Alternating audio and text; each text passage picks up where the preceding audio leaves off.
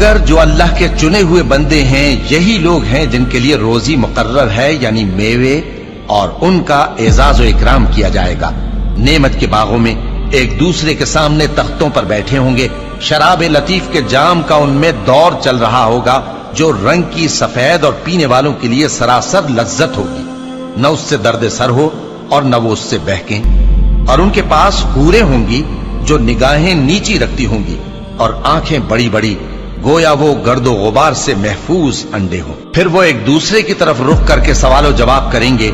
एक कहने वाला उनमें से कहेगा कि मेरा एक साथी था जो कहता था कि भला तुम भी ऐसी बातों की तस्दीक करने वालों में हो।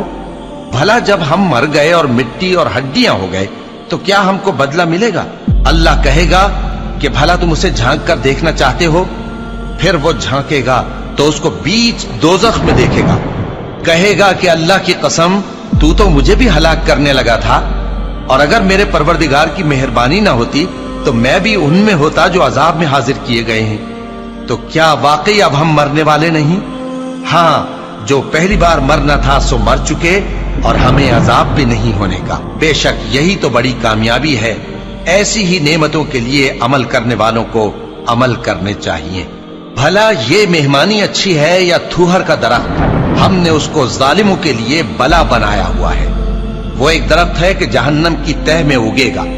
उसके खोशे ऐसे होंगे जैसे शैतानों के सर, सो वो उसी में से खाएंगे और उसी से पेट भरेंगे। फिर उस खाने के साथ उनको खौलता हुआ पानी मिलाकर दिया जाएगा। फिर उनको दोज़ख की तरफ लौटाया जाएगा।